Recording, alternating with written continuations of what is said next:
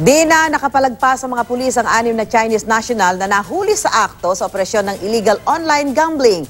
Saksi si Cedric Castillo.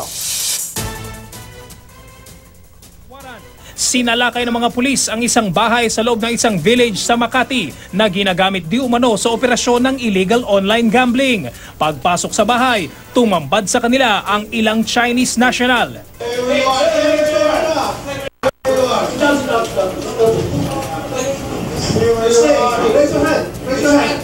Hindi naman na pumalag ang mga dayuhan. 6 na Chinese national ang naaresto at nakuhanan ng sari-saring gadget na gamit umano sa illegal na sugal gaya ng mga computer, laptop at cellphone.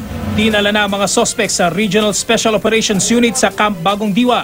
Sumailalim na sila sa fingerprinting at kinuna na rin ang mga mugshot.